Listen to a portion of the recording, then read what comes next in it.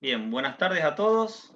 Le damos la bienvenida a esta presentación de libros en SEADE que organizamos en torno a la maestría en Economía y Ciencias Políticas. Hoy tenemos con nosotros al profesor Ricardo Manuel Rojas, que es profesor de Teoría Social precisamente en la maestría. También está Gustavo Lázari, que si no recuerdo mal había sido también profesor de Economía Superior hace algún tiempo, junto a Roberto Kachanowski. Entre los participantes veo que hay muchos alumnos de la maestría y también algunas otras personas, así que bienvenidos todos a SEADE. Bueno, les comento un poco sobre el profesor Rojas. Para los que no lo conocen, es abogado, doctor en Historia Económica por SEADE, juez de un tribunal oral en lo criminal de Buenos Aires, director de programas de posgrado en Derecho de la Universidad Francisco Marroquín de Guatemala, profesor de Análisis Económico del Derecho Penal en la Universidad Nacional de Buenos Aires, miembro del Instituto de Derecho Constitucional de la Academia Nacional de Derecho, autor de varios libros, entre otros Las contradicciones del derecho penal, Análisis económico e institucional del orden jurídico, Elementos de teoría constitucional, el pensamiento económico de Juan Hipólito Vieites, que es precisamente su tesis doctoral, y con Unión Editorial también está Realidad, Razón y Egoísmo, el pensamiento de Ayn Rand, y El Amanecer, que es la novela inaugural en la colección de Atlas Libertas. Es decir, vamos a presentar hoy 3 libros de la colección Atlas Libertas, una colección que lleva el nombre de Atlas por la rebelión de Atlas de Ayn Rand. Y aquí tenemos el Amanecer, un libro que está reeditado, en realidad se había publicado hace algún tiempo. Tuve el placer de que Ricardo me diera la posibilidad de escribir el prólogo, una novela que disfruté muchísimo y que se las recomiendo. También tengo aquí El retorno del señor Garrido, que es una nueva pequeña novela, y El Consorcio, que en realidad esta es la nueva novela que nos va a comentar ahora Ricardo. La idea de esta charla es, bueno, primero que Ricardo nos cuente un poco sobre estos nuevos hijos que tiene, estos nuevos libros, y luego con Gustavo tratar de conectar los mensajes de estos libros con la realidad que nos toca en la actualidad argentina y en la realidad también de aquel contexto en el cual Ricardo escribió el libro, allá por los años 80, en procesos inflacionarios, que terminaron con hiperinflación y que pareciera que ahora recorremos un camino similar. Yo creo que esta novela, con un poco de ficción, nos llevan a repetir la historia. Así que Ricardo, si querés, comentanos primero sobre estas novelas y luego conversamos. Dale. Bueno, muchas gracias por la introducción. Un gusto estar, aunque sea virtualmente, en SEADE una vez más, acompañado por amigos como Adrián y Gustavo Lázari, dos grandes amigos, y bueno, para charlar un poco sobre las novelas que he escrito en el pasado. Como vos decías, el Amanecer fue mi primer novela y fue básicamente el primer libro que salió publicado mío. eh, Tiene una influencia muy fuerte del pensamiento de Ayn Rand. Yo descubrí a Ayn Rand justo cuando murió. A raíz de la muerte de Ayn Rand en el año 82, yo leí en una revista un trabajo que publicó Manfred Schieder, un argentino que después se fue a vivir a Austria, y que cuando leí 4 o 5 conceptos de Ayn Rand me llamaron mucho la atención, y a partir de ahí descubrí sus libros y sus novelas, fundamentalmente La Rebelión de Atlas. Y yo, que escribo básicamente desde los 6 años, cuentos y relatos y hasta poesía había escrito de chico, eh, encaré la idea de escribir una novela que contara un poco a la manera de La Rebelión de Atlas la Argentina de esos tiempos, ¿no? Estamos hablando de años 80. La idea de escribir el Amanecer surgió en la segunda mitad de los 80, ya con gobierno de Alfonsín, hiperinflación, regulaciones y todos los problemas que, vistos a la distancia, parecen la Argentina habitual, ¿no? Porque hemos tenido más de lo mismo desde entonces hasta ahora, pero que en aquel momento parecía algo complejo y complicado, ¿no? Hiperinflación, regulaciones y medidas económicas que uno las veía y, sin ser economista, se daba cuenta que eso no podía funcionar.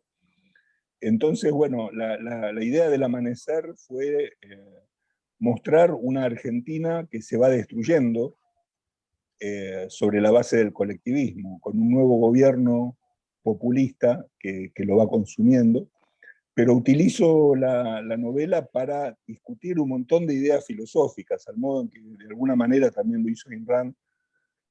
Trato cuestiones, ¿no?, como el nacionalismo, el socialismo, incluso hasta la religión, discutida en varias escenas de la novela. No les voy a contar cómo termina, porque espero que la lean, pero creo que, vos fijate, esa novela yo la terminé de escribir en los primeros años de los 90, o sea, hace 30 años atrás.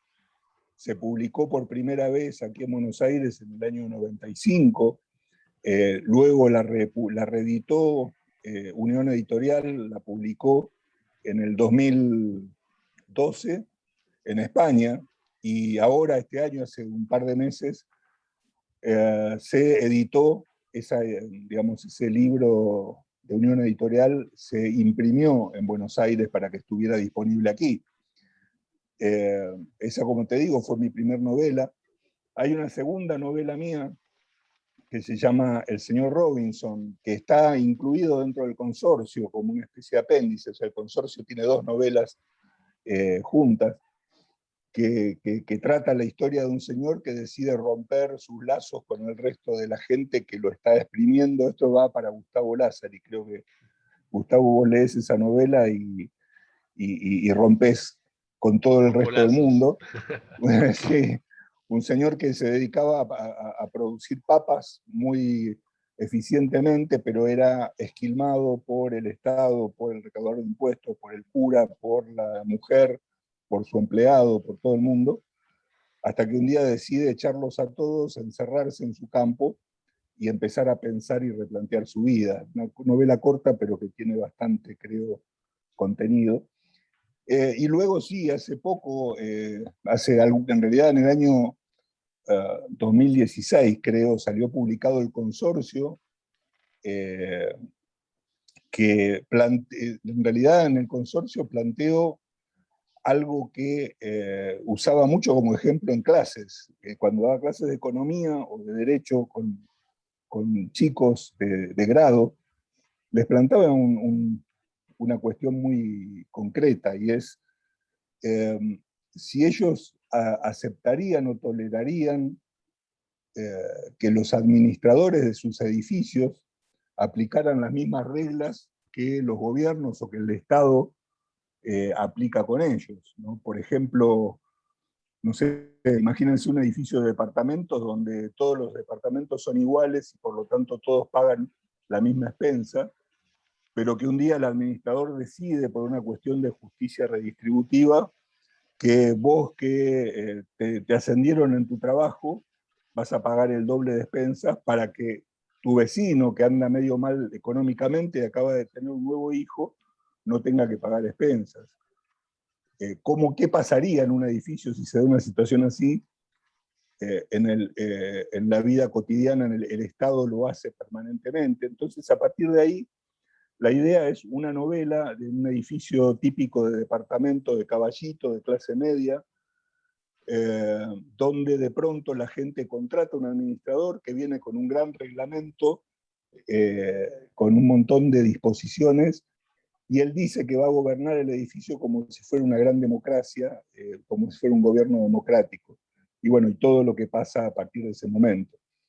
El administrador se llama Garrido, y por lo tanto El retorno del señor Garrido, que es la novela que acaba de salir, es la continuación, con un aditamento, que es el edificio con el administrador y el consorcio, más la pandemia y la cuarentena, con lo cual se generan muchos más problemas todavía.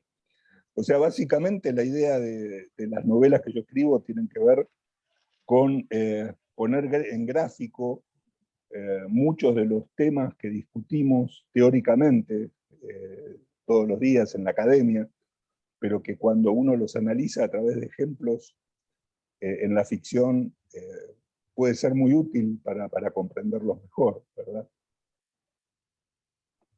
Ricardo, aprovecho a hacerte una pregunta sobre esto.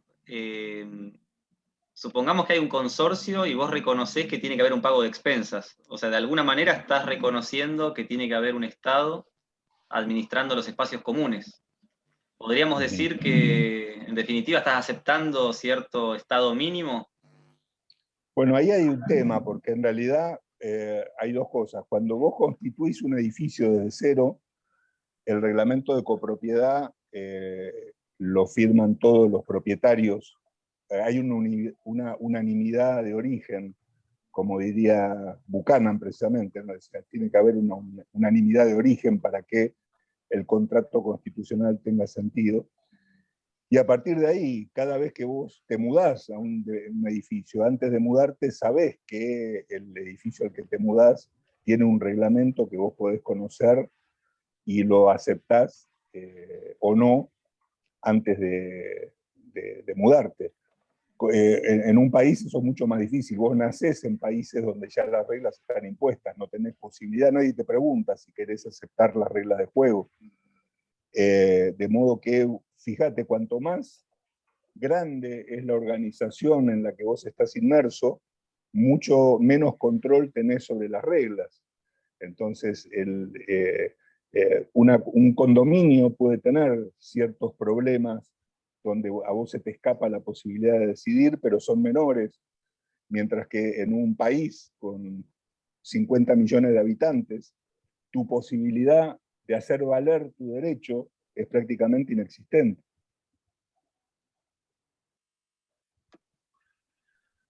Digo, en las Gustavo, próximas ¿cómo? sí. ¿Sí? No, No, sí, sí. en las próximas elecciones, por ejemplo, si yo me levanto para ir a votar o me quedo durmiendo en mi casa, la elección va a tener exactamente el mismo resultado. O sea, mi voto no va a cambiar absolutamente nada, porque un voto no cambia nada. 1.000.000 de votos puede cambiar algo, pero un voto solo no. Con lo cual uno tiene digamos, la idea de que su voto vale, pero en realidad un voto individual no sirve para nada. Y entonces el problema es que falta definir derechos de propiedad. Uno debe tener el poder de decidir sobre su propia vida y sobre sus propios derechos, y no someterlos a la decisión de la mayoría. Uh-huh. Bueno, en definitiva, así como en un edificio tenemos unas bases constitucionales de punto de partida, en la sociedad también. En Argentina tuvimos una constitución que tenía ideas muy liberales y sin embargo fueron cambiando. ¿Cómo ves, Gustavo, este cambio constitucional que hemos tenido sucesivamente? Y en definitiva, cómo las reglas de juego van cambiando y cómo eso ha generado problemas en nuestra Argentina. Mirá, primero, gracias por la invitación y acá tengo la primera edición firmada por Ron. Ah, sí, Así sí. que por eso estaba chusmeando ahí, pues sabés que la tenía a mano. Acá está con no sé si se llega a ver. Ahí sí. está. Con la firma de Ron. Bueno, primero, déjame, te voy a contestar esa pregunta, pero déjame disparar un comentario, porque me gusta mucho el estilo de Ricardo, de ser muy sólido en la academia, pero bajar a la realidad con las novelas, ¿no? Y las novelas, la verdad que uno si busca la guía Filcar o la guía telefónica, agarramos el nombre de cualquiera y Garrido podría ser un fulano que existe y el protagonista al amanecer lo mismo. Pero eso, genial. Ahora, Adrián, yendo a tu pregunta, yo honestamente, y esto también en mi comentario quiero que Ricardo me participe de su respuesta, porque es experto en el tema y yo la toco de oído. Pero la Argentina, a ver, aprovechó un marco internacional importante, puso la constitución adecuada, no fue neutral. Hay algunos que dicen que la constitución fue neutral y que solamente importaba el marco. Estoy hablando de 1853, creo que fue determinante el marco de normas que pusimos, podríamos haber puesto otro, y no, la cosa no hubiera funcionado así.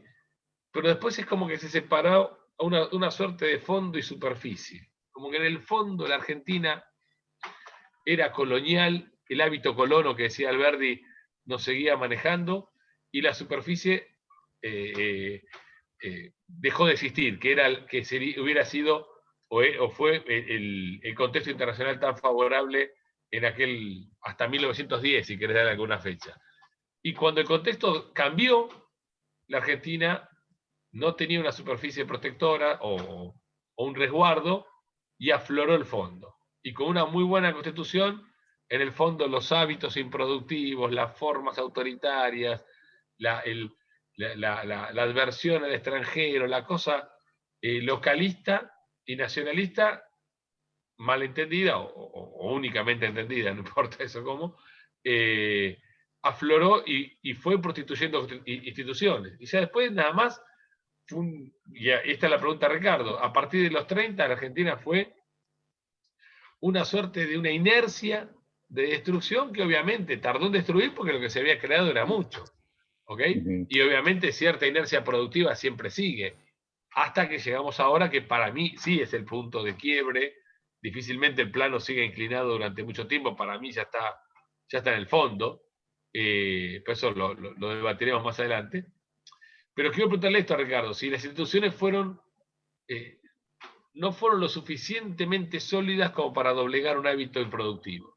Y en el fondo afloró el hábito productivo y ante la primera excusa que tuvimos, la primera guerra, la sustitución de importaciones de los 30, la segunda guerra, Perón, la crisis del 30, lo que sea, ese compendio de cosas nos hizo aflorar lo que verdaderamente somos y la Constitución pasó a ser una estación de ferrocarril, para decirlo finamente. Mirá, yo sobre eso tengo una idea y una teoría que no es muy simpática, ¿no? Sobre todo no es simpática con la idealización de la Argentina de la segunda mitad del siglo XIX, que fue una situación magnífica, pero que no creo que haya sido tan ideal por lo siguiente.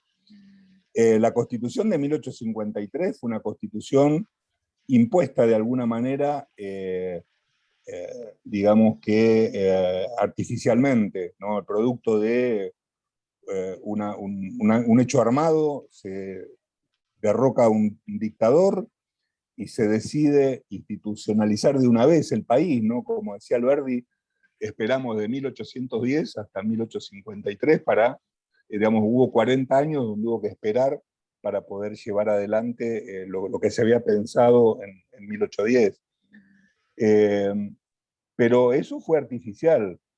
Es decir, la Constitución no fue como en Estados Unidos, donde se juntaban los granjeros, los federalistas y antifederalistas, debatían grandes discusiones y se ponían de acuerdo o no, y iban avanzando en qué tipo de gobierno querían y qué tipo de constitución querían.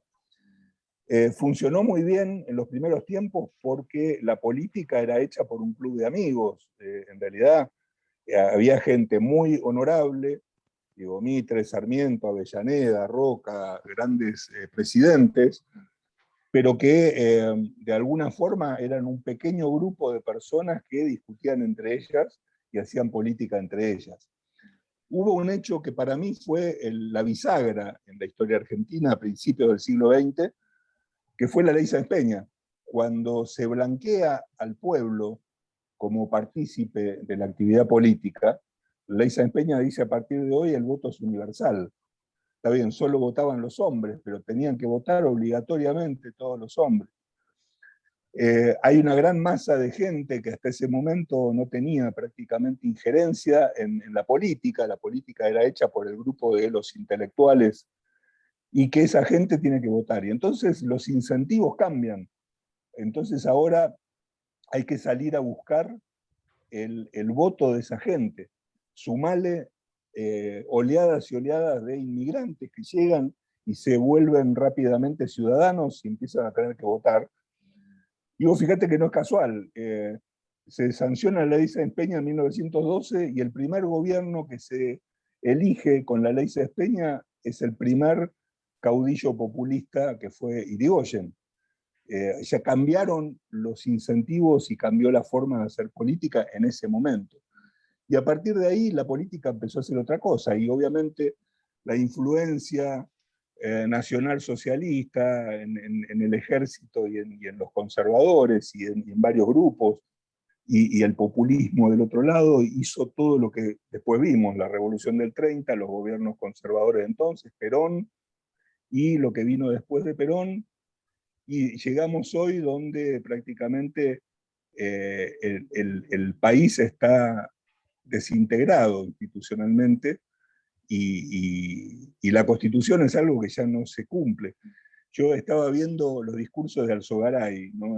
Ayer, en estos días, porque me han pedido por un tema, y creo que el segundo discurso que dio Alzogaray en el Congreso, discutiendo un pedido de declaración que querían hacer todos los partidos de apoyo a Alfonsín por no sé qué cosa, y Alzogaray les decía, miren, lo que ustedes quieren hacer ya está en la Constitución, lo que hay que hacer es cumplir la Constitución, no seguir hablando de la Constitución o haciendo declaraciones. Y el problema en Argentina, esa Constitución, aún con los defectos que tiene, dejó hace mucho tiempo de cumplirse, porque no hay incentivos para cumplirla. Desgraciadamente, un presidente que puede gobernar por decreto, abusar de las facultades que la Constitución le da y que nadie le ponga límites, ¿por qué va a respetar la Constitución?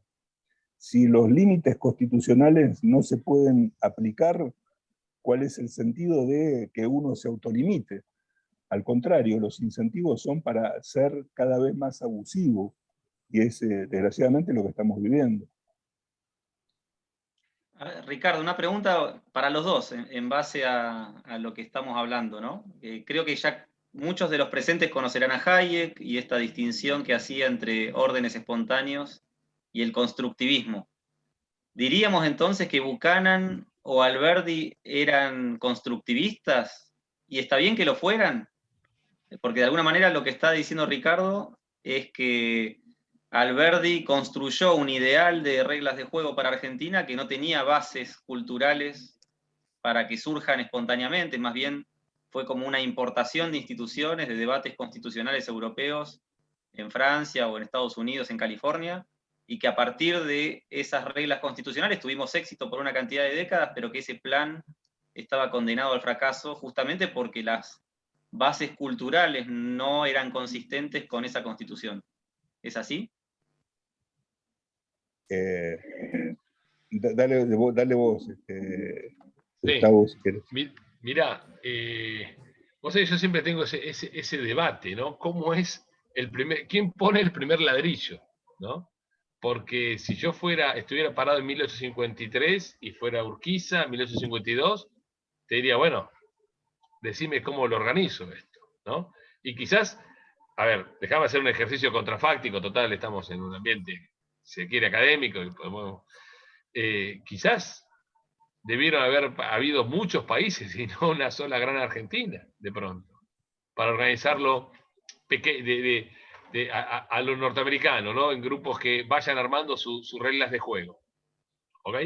Pero si el requisito era hacer un gran país, me parece que el primer ladrillo lo ponen los fierros, qué sé yo, lo pone Urquiza y menos mal que leyó Alberdi, digamos, ¿no?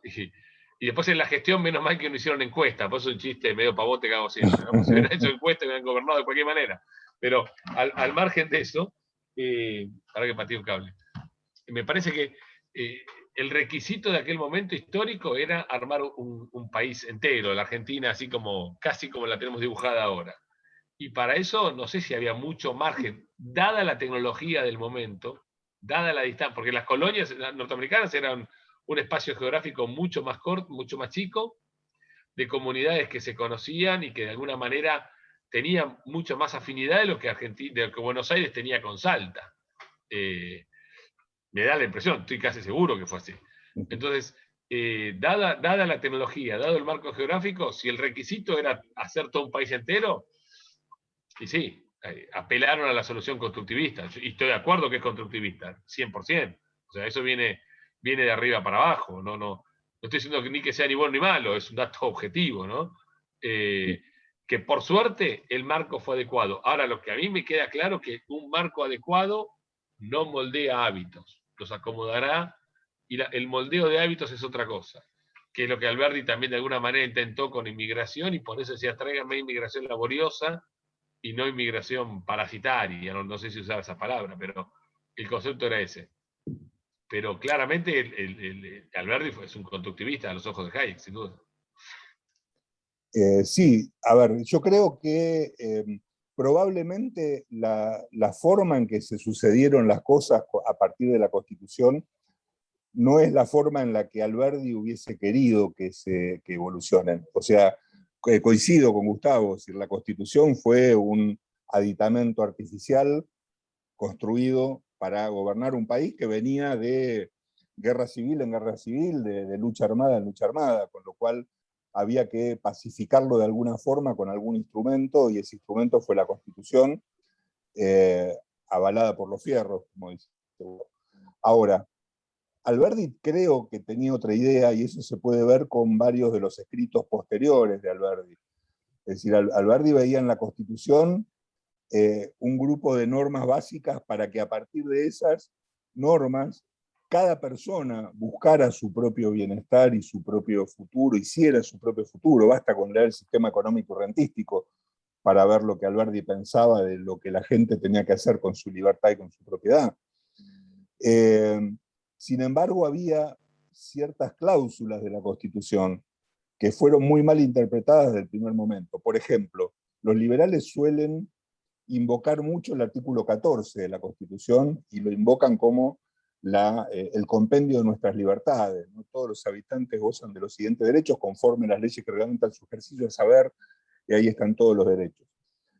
Sin embargo, la forma en que está redactado ese artículo ha dado pie a que interpretaciones orientadas en la formación de los abogados de la época, que era una formación constructivista, reglamentarista, española, europea, continental, no anglosajona, pensaban que, en definitiva, como interpretaron que la Constitución dice, aunque no lo dice, los derechos deben ser reglamentados por la ley.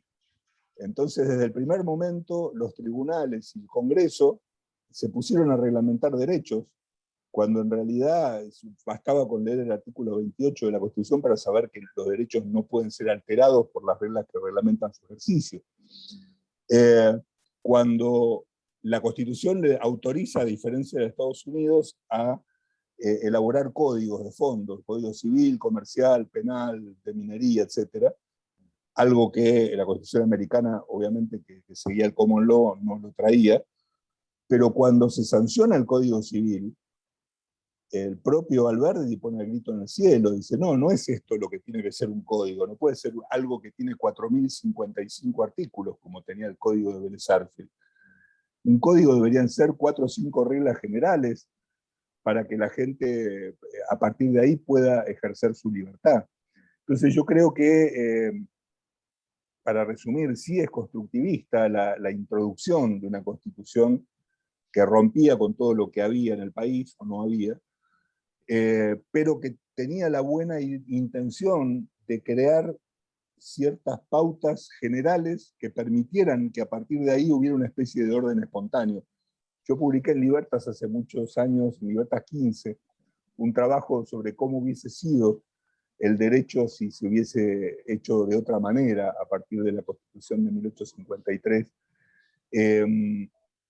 Y creo que Alberdi tenía eso en mente. Y obviamente la educación jurídica fundamentalmente era muy reglamentarista, y las cosas se fueron para otro lado.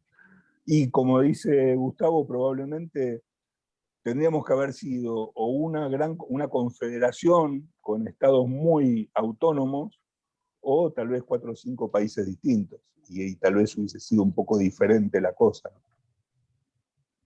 Bueno, en eso quizás Alberdi tenía en mente un país federal, ¿no? Con provincias que tuvieran un rol mucho más activo que la pasividad que le vemos hoy en un país unitario.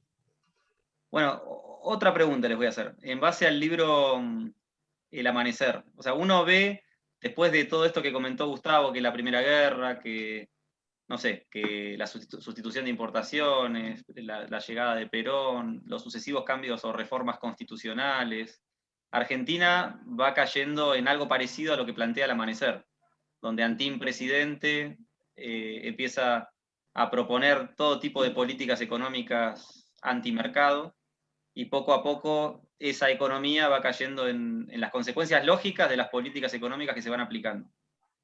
La pregunta, bueno, El Amanecer también tiene muchos actores importantes, tiene un empresario exitoso, creativo, innovador, tiene un diputado liberal que trata de ir a los debates parlamentarios y proponer ideas liberales.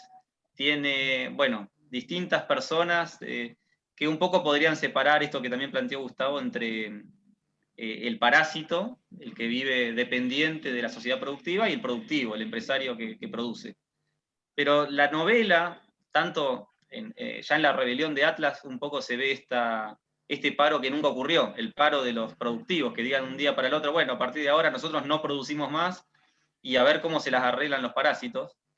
Un poco en la novela se ve esto, ¿no? ¿Qué pasaría si de repente todos los productivos hacemos una fuga de cerebros y entramos en un proceso donde se la tienen que arreglar, digamos, sin nosotros, digamos, un poco el planteo. Entonces, la pregunta es, ¿estamos cayendo en un pesimismo enorme en donde realmente no queda otra que fugarnos a Ezeiza? ¿O estamos planteando que un partido liberal, como está ocurriendo en los últimos años, distintas iniciativas de formación de partidos liberales, nos pueden dar una esperanza de que realmente lleguen a la política, lleguen a cambiar, a defender una nueva constitución liberal, un nuevo marco de reglas propenso a ser más productivos y recuperemos una Argentina del trabajo que se perdió? Yo creo que ahí tenemos dos escenarios de cara al futuro, ¿no? Porque si no, en esa fuga de cerebros, bueno, quizás no nos podemos ir a una isla a lo Ayn Rand, pero podemos irnos a otros países con otros marcos constitucionales más favorables a la producción, o bien podemos lucharla dentro de Argentina desde el trabajo en una empresa, como hace Gustavo, como empresario, desde la academia, formando alumnos, jóvenes, desde la política, con un partido liberal. Entonces, un poco preguntarles todo esto, ¿cómo ven el futuro de la Argentina y qué éxito podemos tener con estas iniciativas de partidos liberales? Mirá, déjame hacer una punta porque yo quiero contestarte la mitad de la pregunta. No tengo respuesta sobre la política, de qué es lo que hay que hacer desde la política, no sé, pero déjame decirte algo, porque la fuga, el sistema está tan intrincado, pues la fuga se está produciendo hace muchos años, y es la evasión impositiva y la informalidad. A la informalidad está yendo cada vez más, una porción más grande de la población, más grande. Les cuento una anécdota. Yo estuve en una reunión con las principales empresas de la Argentina, en la AFIP, y hace bastante tiempo. Y en aquel entonces el director de AFIP dice, yo estoy con los más blancos en este momento, no lo decía por mí claramente, con los más blancos del mercado, pero no hay blancos en el mercado, dijo. O sea, claramente hizo un chistecito para entender, muchachos, la blancura total está en las publicidades de lavarropa, qué sé yo, no sé, de esos detergentes para la ropa. La evasión es parte de la huida, pero la evasión, como los políticos hicieron un sistema impositivo bastante entramado, con un entramado como una tela de araña que agarra todo, aún el que evade paga impuestos y eso le permite seguir subsistiendo al sistema. ¿Ok? Por otro lado, hay una fuga permanente, ¿no? De cerebros de personas, pues no es que se va el cerebro solo, se van los esófagos, todo. Y el flujo migratorio argentino claramente es negativo de los últimos 20 años, no es de ahora solamente. ¿Okay? O sea que esas dos cosas se van produciendo. Hasta ahora nadie quiso independizarse y se hartó. Pero lo que te quiero decir es que la evasión le sigue dando vida al sistema. No es que el evasor deja de pagar, el evasor sigue siendo un pagador de impuestos. ¿Ok? Y algo que es muy interesante es el origen de la evasión. Porque el origen de la evasión no es solo el comerciante que se hartó y dijo no pago más, me voy a trabajar en negro porque de esa manera subsisto, que existe y está. El origen de la evasión es el consumidor que se deshace del gasto superfluo. Entonces, cuando va a una tienda y dice, dame tal producto, le dice, dame de la forma más barata posible. Entonces vos a una computadora, ¿qué le podés sacar? Le podés sacar memoria de RAM, le podés sacar la camarita, le podés sacar el teclado o le podés sacar los impuestos. ¿Ok? Entonces, lo más superfluo, componente de los productos, son los impuestos. Y lo primero que el consumidor te dice, quiero que me saques del precio. ¿Ok? Y esto es importante porque cuando las agencias tributarias van sobre los evasores, dicen, dame la plata que te llevaste. Y el tipo dice, yo no la tengo, yo vendí más barato. estará en algún esófago, estará en el Río de la Plata, andás a ver por dónde fue la cloaca, ya se fue esa planta, no está más. ¿Ok? Y, y eso me parece que es parte de una rebelión de Atlas o una rebelión del amanecer silenciosa. Respecto al rol de los partidos liberales, yo honestamente creo que, aun que me pequen de constructivista, la Argentina está en un incendio tal que no puede esperar la formación de partidos durante 30, 40 años. No tenemos el tiempo, porque quizás no sea institucionalmente un error, pero creo que Argentina se desintegra antes.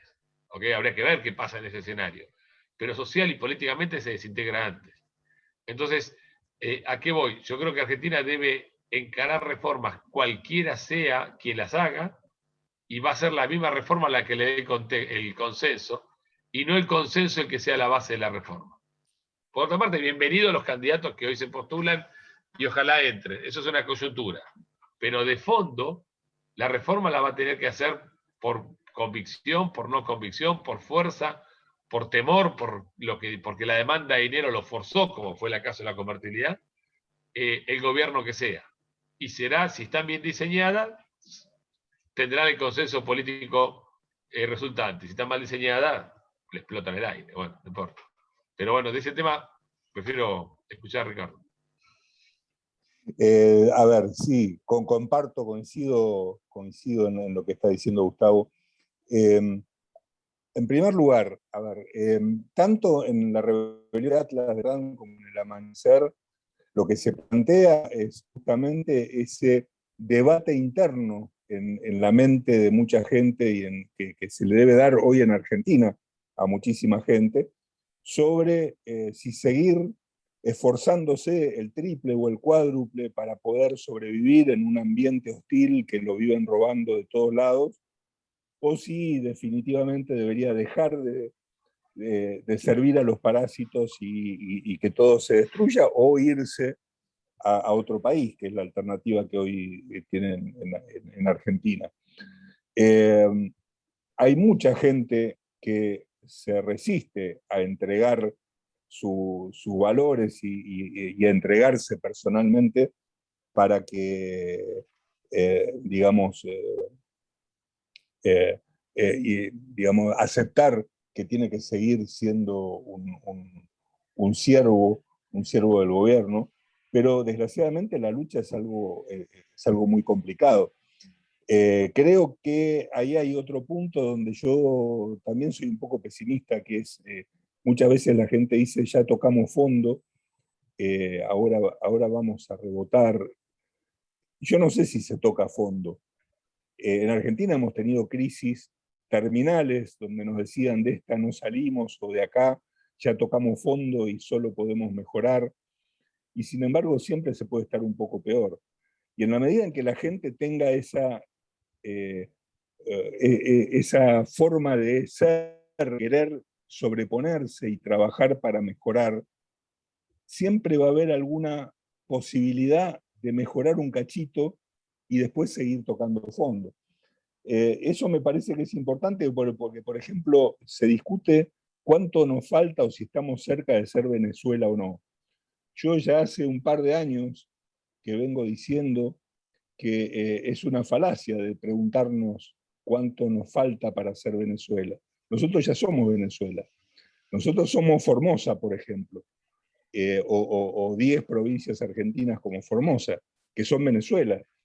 Y en el fondo hay solo diferencias de matices o un gobierno que no se decide a actuar violentamente contra la gente, pero sacando la violencia porque no es necesaria, porque el día que sea necesaria no sé cómo van a reaccionar los gobiernos argentinos, la idea es que desde el punto de vista de la organización, hace rato que somos Venezuela. Hace 2 años con Andrea Rondón, que es una abogada venezolana, escribimos un libro, La violación de derechos de propiedad como crimen de lesa humanidad, y poníamos el caso de Venezuela precisamente como para explicar que cuando los gobiernos violan sistemáticamente y de distintas formas derechos de propiedad de la gente, sea generando inflación y quitándole valor al dinero que vos tenés, llenándote de reglamentaciones, cobrándote impuestos confiscatorios, confiscándote directamente la propiedad, no dejándote producir, no dejándote exportar o importar.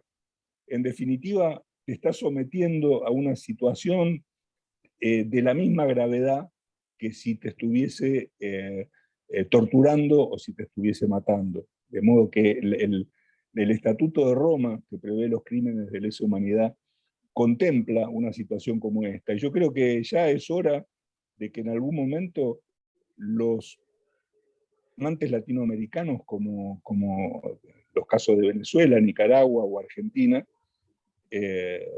empiecen a ser juzgados como criminales de crímenes contra la humanidad, porque eso es lo que están haciendo. Ahora, es un problema complicado, ¿no? Porque no es fácil la persona largar todo y irse a vivir a otro lado. Y respecto de dedicarse a la política, mi apoyo, yo hace años que vengo diciendo que mi diputado es Lázari. O sea, yo quiero que Lázari esté en el Congreso. Lázari sería, digamos que un Joaquín Irusta, no digo un José Montiel porque a José Montiel lo matan en la novela, pero sí un Joaquín Irusta que esté defendiendo los derechos de la gente de una manera cruda y salvaje. Obviamente que todas las formas de resistencia son importantes, y cuando estamos en situaciones de tal gravedad, yo no creo que sea muy bueno lo que uno ve en las redes sociales permanentemente, de discusiones que me parecen que no tienen mucho sentido en estos momentos, de si uno decide ir por un camino o ir por otro camino para tratar de llevar las ideas de la libertad al Congreso. Parece que todos los caminos son buenos. Bueno, como ven, son novelas que tratan realidad latinoamericana, historia, filosofía política y por supuesto mezclan con la ficción, especialmente hacia el cierre del Amanecer. Y bueno, así que hay mucho para leer. Yo los invito a todos a hacer preguntas, comentarios, si quieren en el chat, o activar micrófonos para hacer alguna pregunta, comentario. Y mientras le pregunto a Gustavo cómo es ser empresario en esta realidad, que no es ficción, que es la Argentina, que es un tema creo importante. Quedamos que lo preguntabas. Sí, bueno, Ricardo, si me pones un rol en la novela, déjame llegar al final de la novela, por lo menos. Tenés un rol protagónico que dura 5 minutos, ¿viste? Hasta que le vuela el balero. Bueno, escúchame, por un Oscar hacemos cualquiera, Ricardo, vamos. Seguro. Vamos por partes. Primero, vos sabés que yo me autodenomino empresario, no para hacerme canchero, sino porque tengo una empresa. En la Argentina esa palabra se usa de insulto habitualmente. ¿Viste? O sea, hasta en las canchas de fútbol, a Boca le gritamos, sos una empresa, como si fuese. Aparte, Boca tiene un montón de defectos, no sé por qué justamente usan ese. Pero bueno. Mirá, siempre lo comentamos, hay dos tipos de estrés, ¿no? El productivo, que es muy divertido, te vuelve un poco loco y no es estresante, es estresante, pero es parte de lo que nos gusta a cualquiera de nosotros. Y el estrés increíblemente pavote, improductivo, ¿no? Y vos decís, ¿cómo es ser empresario en Argentina? El 90% es estrés improductivo y el 10% es productivo. Yo te voy a ser honesto, después algún experto en la casa de estudios SEADE que me diga que estoy muy equivocado, que seguramente lo va a decir, pero yo en mi fábrica pienso los sábados. Yo de lunes a viernes, no soy yo, no es la fábrica la prioridad. La prioridad son el vencimiento diario que tenés, el permiso diario que tenés. El otro día, a mí me gusta contar anécdotas que quizás excedan el ambiente académico, pero es muy loco, es muy, muy divertido. Viene un fletero, pero feliz, no sé la felicidad del tipo, con un papel que me dice, mirá, puedo circular por Gualeguaychú, me autorizaron. No, digo, vos pudiste desde que naciste circular por Gualeguaychú, es una localidad. Vos desde que naciste podías circular por Gualeguaychú. El tipo estaba tan lo desilusioné. Me decís así.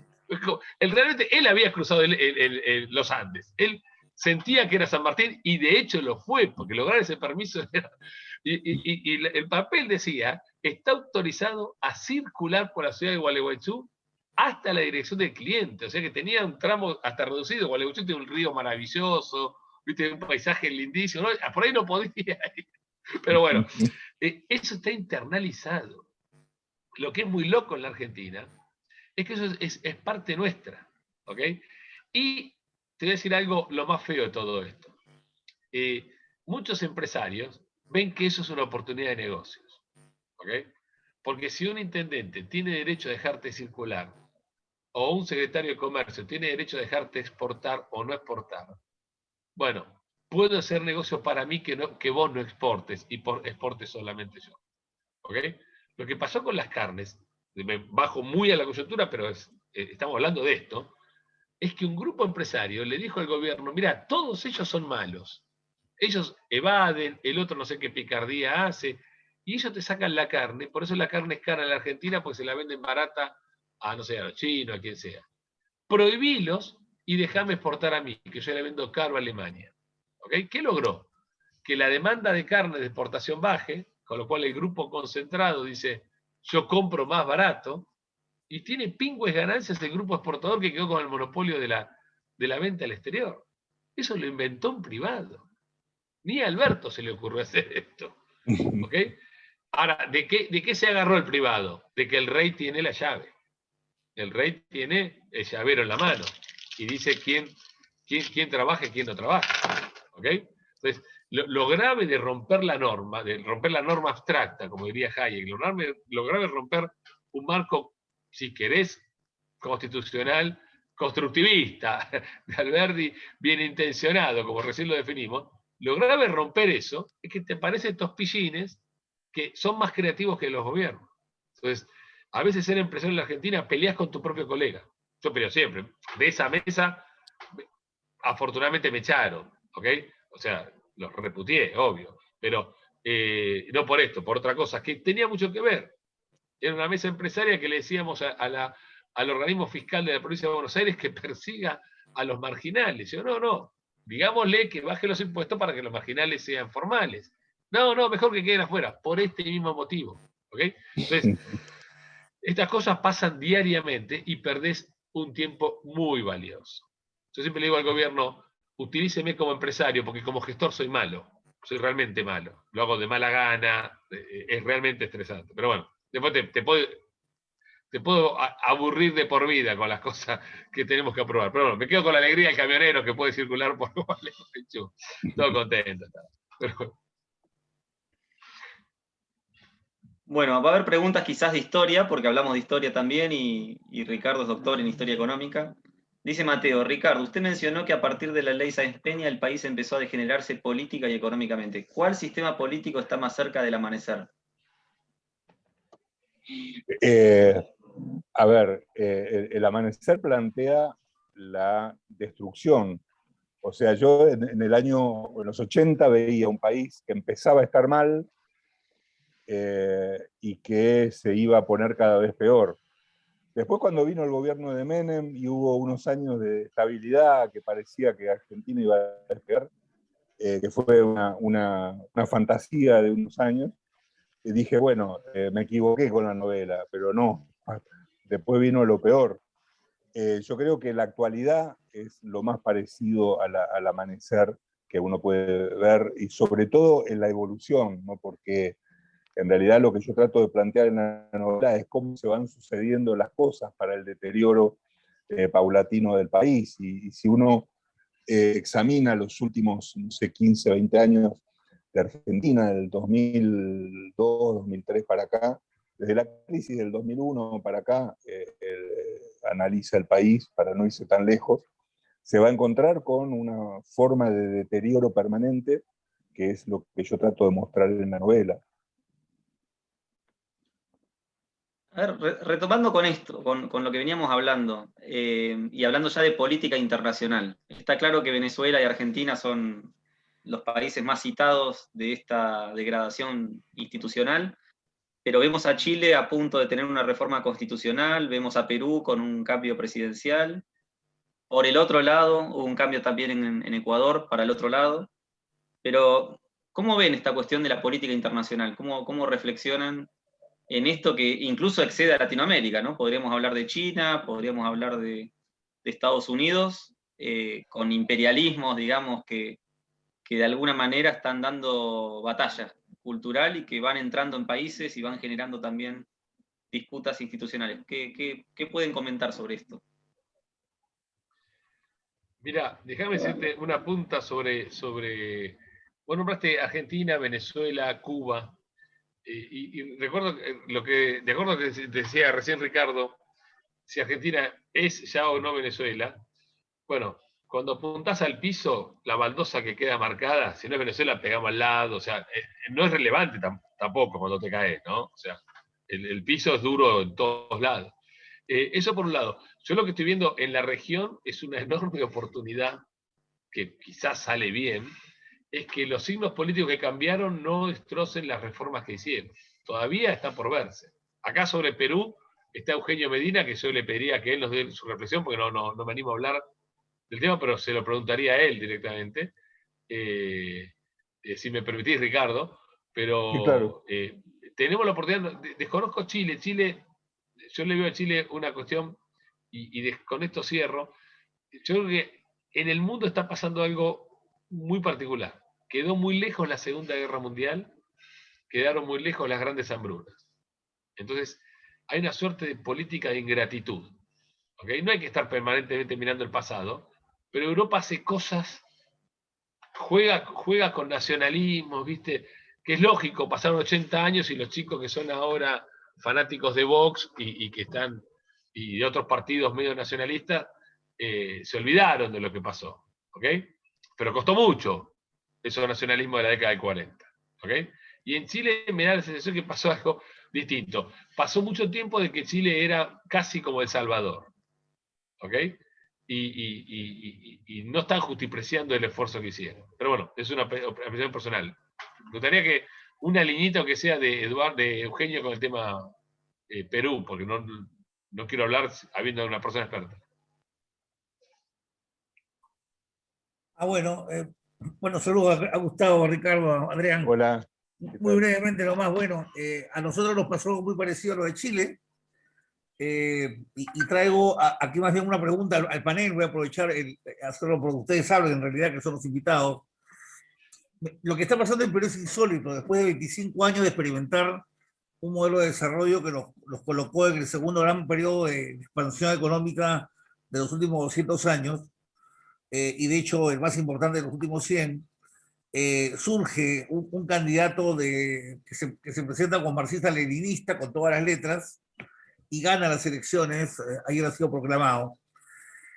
Y la preocupación de fondo que me cabe a mí, y tomo bien lo que dice Gustavo, es la siguiente.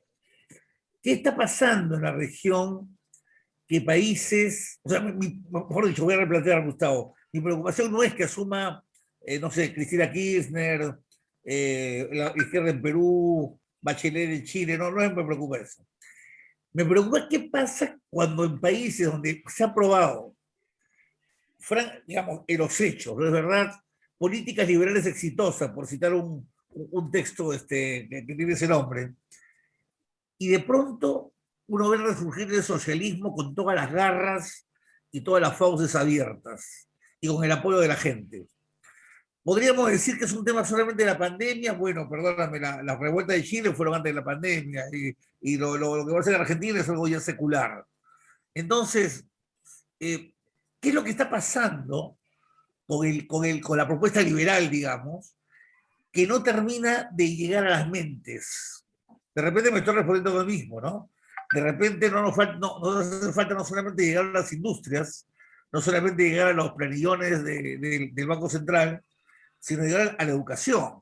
De pronto, el primer ministerio importante para la economía no es el Ministerio de Economía o Finanzas o de Hacienda, sino es el Ministerio de Educación. Hemos perdido la batalla de la educación, hemos perdido la batalla de las mentes, hemos perdido la batalla universitaria, hemos perdido la capacidad de que nuestros profesionales y nuestros pueblos entiendan de dónde viene su desarrollo o su subdesarrollo. Y yo les pedí un comentario a ustedes, ¿no? Porque creo que ahí está el problema, no solamente para Perú, sino para el resto de la región, ¿no? cómo sostenemos o si es importante esa narrativa y cómo la hacemos extensiva para que estas reformas puedan tener no solamente el viso de cambios coyunturales, sino que puedan tener una permanencia en el tiempo lo suficientemente larga para que 2 o 3 generaciones ya se hagan del nuevo chip, como ha pasado en Argentina, como ha pasado en Venezuela y como ha pasado en todos los experimentos colectivistas de la región. Muchas gracias. Sí, a ver, a mí me gustaría hacer un breve comentario sobre esto, que es tan interesante y tan importante. Yo estoy trabajando en un libro sobre la situación de América Latina o de estos últimos cambios que ha estado produciéndose en América Latina. Y el punto de partida que yo le estoy poniendo haciendo un análisis de lo que ha pasado en varios países de la región, lo ubico hace 30 años con la caída del muro de Berlín, básicamente con la caída de la Unión Soviética, fundamentalmente. Nosotros tuvimos un montón de partidos políticos, grupos terroristas, grupos socialistas, enorme cantidad, que han vivido mantenidos durante años por el bloque soviético antes de la caída de la Unión Soviética, y que con la caída de la Unión Soviética tenían 2 alternativas, o morirse de hambre o buscarse un trabajo digno o hacer algo, porque ya nadie los iba a mantener. Y así es como surge el Foro de Sao Paulo. El Foro de Sao Paulo fue la reunión de un montón de partidos políticos, cientos de agrupaciones que se juntaron para preguntarse, bueno, ¿y ahora cómo seguimos? Porque ya esta idea de que nos van a mandar plata todos los meses y aunque ganemos o perdamos elecciones, vamos a estar mantenidos igual, ya no va a funcionar.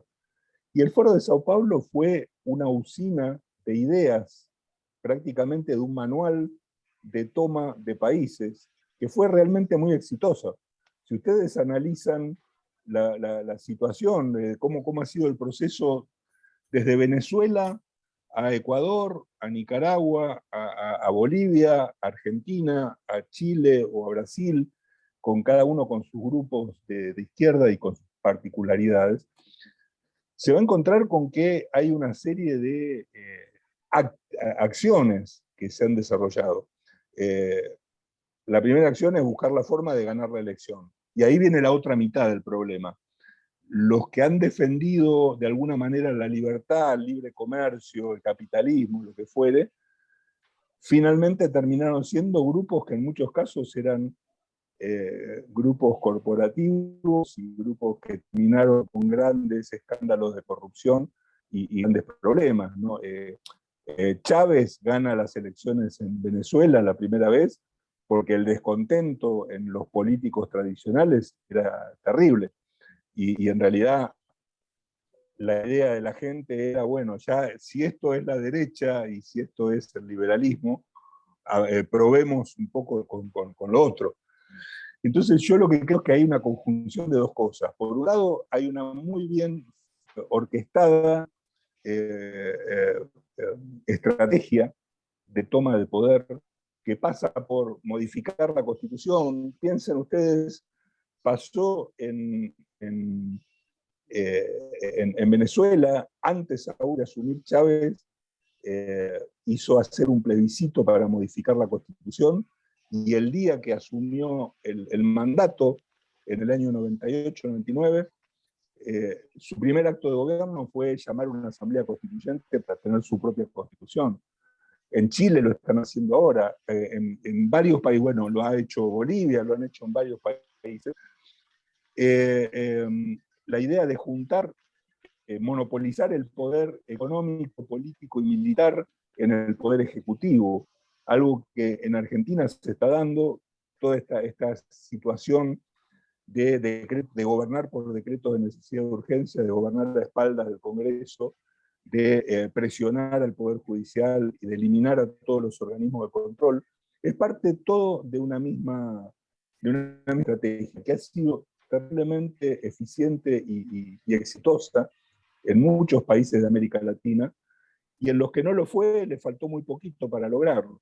Creo que en Argentina, Cristina debe estar pensando que lo que no logró, porque Macri ganó aquellas elecciones que tendría que haber perdido para ella, lo va a buscar ahora y tal vez lo va a lograr. Y es el problema muy grave, porque lo que se enfrenta a ese manual de toma del poder en el país son un montón de políticos conservadores, más liberales, que no terminan de tener ideas realmente claras sobre el tipo de país en el que quieren vivir y sobre las reglas de juego en las que quieren vivir. Pasa en Argentina, ¿no? Lo que está pasando con todos los que no son ni Juntos por el Cambio ni kirchneristas, es bastante elocuente, ¿no? Las discusiones y las peleas y la imposibilidad de ponerse de acuerdo. Me parece que esa es una situación que se está viviendo en muchos países, por lo menos en la región, y que desgraciadamente es un proceso que va evolucionando en ese sentido, ¿no? Yo no pensé que en Chile se pudieran producir estos cambios. Ojalá que más allá de la constitución nueva, que seguramente va a ser espantosa, eso no cambie o no destruya lo mucho que se ha logrado construir en Chile, del mismo modo que espero que todo lo que se logró crecer en Perú no sea destruido por un gobierno de izquierda, pero tengo cierto pesimismo al respecto. Permitime, Ricardo y Eugenio, un punto adicional que tiene que ver con los resultados. Porque en los procesos de reforma, vamos a llamarlo de mercado, pues no sé hasta qué punto Perú claramente es una reforma más radical de mercado, quizás Chile, la Argentina en los 90 lo fue hasta ahí nomás, ¿no? Y siempre lo son en términos comparativos contra su propio pasado, ¿no? Es como que yo mañana baje 3 kilos y me sienta un galán. No sos un galán. Sos un galán respecto a lo que eras hace 20 kilos. O sea, todavía falta, muchachos. Bueno, la Argentina se compara contra su propio fracaso. Todos los países hacen eso de alguna manera. Y los resultados, a ver, no son importantes para establecer verdades, ¿no? Pero sí son importantes para frenar anticonsensos. Entonces, si una sociedad llega a un consenso de un capitalismo relativamente moderno, un país relativamente abierto, si tuviera resultados más diseminados en las clases más bajas, en las personas de menores ingresos, sería más difícil el retorno de políticas adversas, digamos, del populismo, de lo que sea. Y en estos casos, voy a hablar más por el caso argentino que lo conozco bien. En la década del 90, si bien hubo reformas por mercado, a ver, en el año 94 todos sabíamos que tenían fecha de vencimiento. Todos razonábamos con la fecha de vencimiento. ¿Por qué? Porque muchas reformas importantes no se estaban llevando a cabo. ¿Ok? Entonces yo me acuerdo bien que en algún momento, en el año 95, para fomentar el empleo, el gobierno bajaba los impuestos laborales durante 6 meses y los volvía a subir. Y hacía un serrucho. Y ningún empresario razonó como que el impuesto que iba a quedar era el de abajo, iba a quedar el de arriba, obviamente. Entonces, no te generó ningún empleo adicional esa política. La industria del juicio siguió, la argumentación antiempresa siguió. Entonces, todos sabíamos que cuando cambiaba el ritmo, cambiaba el clima, iba a ser antimercado. Y, por lo tanto, la demanda de empleo no fue la que debió haber sido, la economía no se abrió lo que debió haberse abierto, no bajó los impuestos lo que debimos haber bajado los impuestos, no bajamos el gasto, al contrario, lo duplicamos, listo, fracasó el modelo. ¿Ok? Entonces, me da la sensación que, por las razones que sean, estas reformas no están llegando a gente que necesita que llegue. Hay un tema también tecnológico que es no menor, que tenemos que resolver y para mí es la madre de buena parte de la discusión académica liberal. El tiempo nos juega en contra. Hoy a un chico, recordé una expresión que la borré, pero a los nativos digitales que nacieron con esto, y acá tienen, no quiero decir algo nostálgico de nuestra época, pero nosotros para cambiar de un videojuego a otro tardábamos 20 horas, ¿ok? Y tenemos que ir a comprar la otra fichita a otro negocio, una cosa muy compleja. Estos pibes cambian en segundos. Por lo tanto, le exigen al sistema económico respuestas casi instantáneas, que tecnológicamente cuesta darlas. ¿Ok? Entonces, yo creo que el capitalismo tenemos que discutir un tema de velocidad. Nuestra respuesta tiene que ser más veloz. Nosotros no podemos hacer un discurso político diciendo que la Argentina va a estar bien dentro de 40 años. O sea, un chico de 15, mal que mal, te puede comprar, un pibe de 50 y dice, capo, ni me cuentes en esto. ¿Ok? Porque hay egoísmo en el votante y es lógico. ¿Ok? Entonces, tenemos que estudiar cómo hacer reformas conducentes, rápidas, abarcativas y muy integrales en el menor plazo posible. Estamos en un ambiente académico y todos sabemos que la respuesta es, bueno, entonces elimina todos los impuestos de una. ¿Listo? No preguntes cuál y cambiarlo de entrada, que yo creo que es lo que tenemos que proponer. ¿Ok? O sea, reformas que sean factibles, pero de alta radicalización. ¿Ok? Con el perdón debido de la palabra. Pero bueno, no, un chiste. Pero me parece que tenemos que estudiar ese tema, porque si no, nos vamos a decir cómo puede ser que la gente de la sierra votó al otro. Y votó al otro porque nunca vio nada. Hay alguna racionalidad en ese voto. En línea con esto, Gustavo, y aprovecho a preguntarle a todos, pero con esto de los 3 kilos y los 20 kilos que aumentamos, ¿no? Argentina, entre 2003 y 2015, aumenta el gasto público 20 puntos del PBI. No sé si hay otros casos de otros países que hayan logrado semejante cosa, ¿no? Yo siempre recuerdo el caso de Estados Unidos con la Segunda Guerra Mundial. Pasó de 10 a 45, terminó la guerra, bajó a 10 de vuelta. O sea, bajó 35 puntos el gasto público sobre el PBI entre 1945 y 1947. Algo así necesita la Argentina hoy. Cuando hablamos de Macri, de Cambiemos, y el fracaso de Cambiemos, uno ve que después de la suba de 20 kilos, bajó 3 kilos, ¿no? Que es un poco lo que dice Gustavo. O sea, hubo un cambio en la tendencia con Cambiemos. Y sin embargo, hoy todos estamos de acuerdo en el fracaso que ha habido. Pero ¿era posible en 2015 bajar el gasto 20 puntos del PBI? ¿Se le puede pedir a un gobierno, incluso el de 2023, si hubiera un cambio hacia la oposición, de poder revertir en 4 años lo que hicimos mal durante décadas? Porque es fácil, yo siempre digo a los alumnos, en el pizarrón te arreglo todo. ¿No? El profesor que muestra una diapositiva y baja el gasto y hacemos una reforma laboral, una reforma previsional, impositiva, eliminamos 160 impuestos. La verdad que la solución técnica con Gustavo, bueno, la Fundación Libertad y Progreso y tantas personas lo han planteado muy bien, porque es una respuesta clara. Ahora, ¿es posible semejante cambio en esta Argentina? Bueno, el punto es que justamente vos das en la tecla de que los problemas en general no son económicos, sino que son políticos. En realidad todo el mundo siempre se pregunta qué medidas va a tomar el ministro de Economía, o hay un nuevo ministro de Economía y cuáles son sus primeros 10 actos como ministro.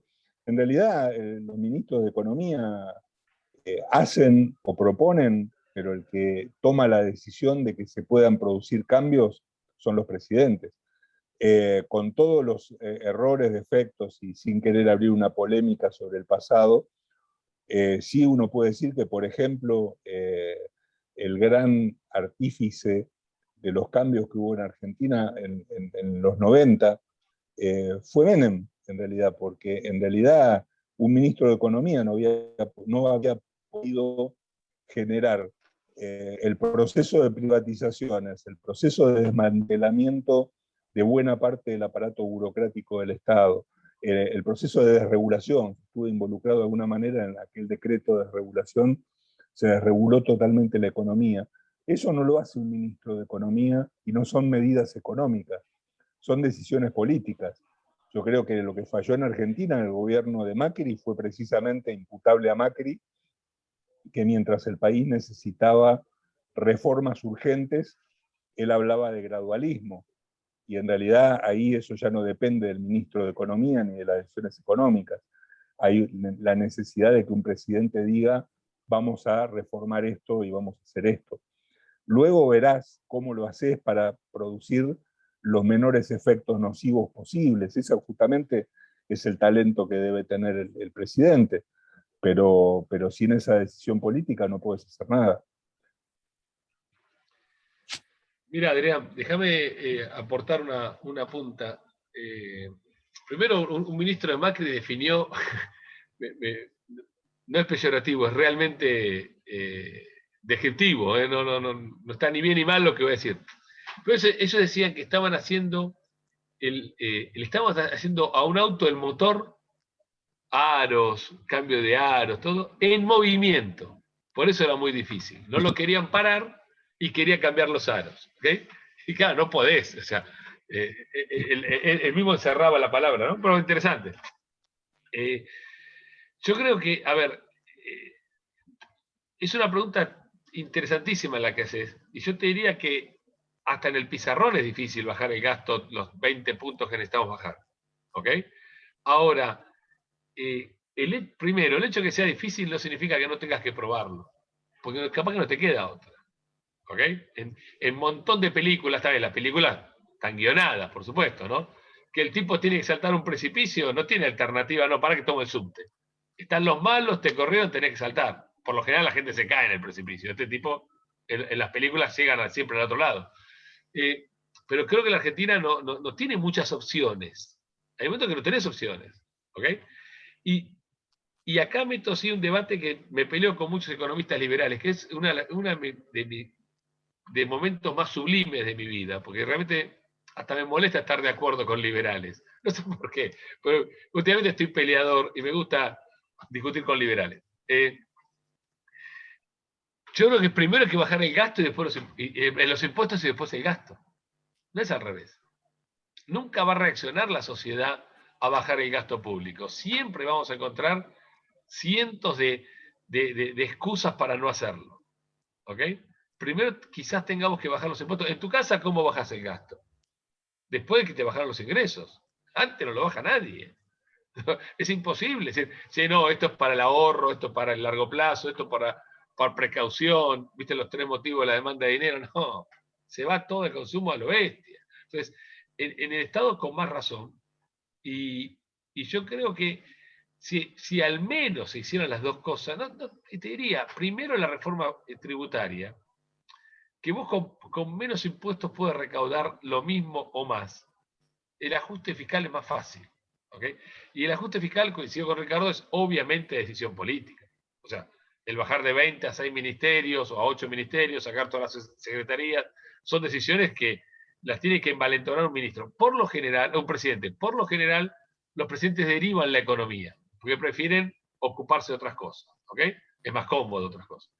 Y déjame darte un ejemplo, porque siempre cuando hablamos de baja de gastos, siempre vamos a Estonia, a Irlanda, que son ejemplos buenísimos. Hay un municipio a 140 kilómetros de Buenos Aires que bajó 100 impuestos en un año y recauda más. Acomodó un poquito el gasto y rápidamente logró superávit, que es Capitán Sarmiento. O sea, fíjate que en ese nivel se pudo hacer. Yo le pregunté al intendente si los demás intendentes lo intentaban copiar o lo insultaban por lo bajo. Me dijo, no, me insultan por lo alto, no por lo bajo. O sea, ni siquiera disimulan porque los redesnudó. Pero esa es la realidad, que yo no estoy tan seguro que no se pueda hacer una reforma tributaria tal que te motorice rápidamente el músculo productivo. Y después te dedicas al gasto tranquilo, obviamente que el gasto tiene que bajar y quizás con un poquito más de velocidad, obviamente que en el periodo de Macri, pero honestamente yo voy primero por el tema de la mochila tributaria. Me parece que es lo primero que hay que hacer. Es muy anterior al gasto. Y la laboral, ¿no? Por supuesto. No, obviamente las tres juntas, ¿no? Por lo menos la regulatoria, tributaria y laboral en el momento.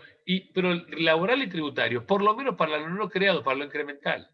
Entonces ahí no tenés ningún costo fiscal, ni costo nada. Déjame hacerte una punta, que no es un chiste, es realmente verdad. En la práctica, vos desregulás la Argentina y no se entera el regulador. No es que liberás a gente y el que tiene... A mí me pasa que yo lo veo con los inspectores. Los tipos regulan cosas que no saben. Entonces, que ellos mismos no saben, cierto, tenés que, porque son tantas que los pobres tipos no pueden saberlo, no estoy hablando mal, son humanos, o sea, no puede tener un vademecum de 60.000 cosas en la cabeza. Entonces, vos desregulás y creo que la Argentina ni se entera, pero se entera el sector privado, se entera el informal. Bueno, en ese sentido hay algo que es interesante. Ojalá que algún diputado liberal, si sale alguno electo en estas elecciones, lo hiciera. Aquel famoso decreto de desregulación de Menem, 2 o 3 años después se convirtió en ley. Lo convirtieron en ley, en una ley de presupuesto, y es una ley que está vigente. En estos momentos está suspendida por la emergencia económica, pero un diputado debería hoy proponer el retorno de la vigencia de esa ley y de regular completamente la actividad económica en el país. ¿Ves que es fácil? ¿Ves que es legalmente? Y eso si lo hacen, no se entera nadie. Y Pharmacity Claro, puede instalarse en la provincia de Buenos Aires, como Dios manda, que está perdiendo exacto, todas las instancias y no lo dejan. Es increíble. exacto. Bien. Bueno, una pregunta más, Ricardo. Después no sé si hay preguntas, comentarios, por supuesto, también. Yo veo que el amanecer, en definitiva, está en toda Latinoamérica y quizás en España y en varios países, en distinta etapa, ¿no? Pero vemos el amanecer en Chile, quizás en el inicio de los riesgos que pueden ocurrir. Lo vemos de vuelta en Perú, como comentábamos con Eugenio, con el cambio en la elección puede empezar a ocurrir un poco lo que el libro describe. Vemos a Venezuela ya al final del libro, cuando ya pasó todo lo que el populismo provoca, con las consecuencias lógicas de la política económica. La vemos a la Argentina también en ese desenlace. No sé, ¿qué comentario puedes hacer, Ricardo, sobre esta situación en tantos países? Porque el amanecer yo creo que describe un poco todo eso. Sí, describe el debate de ideas que conducen a esa situación. Yo creo que fundamentalmente lo que pasa en América Latina no es producto del azar o producto de alguna maldición, no estamos condenados a convertirnos en países colectivistas miserables, sino que hay un debate de ideas donde determinadas ideas se imponen y producen determinados efectos. Yo creo que la novela plantea cuáles son las ideas de un lado y del otro.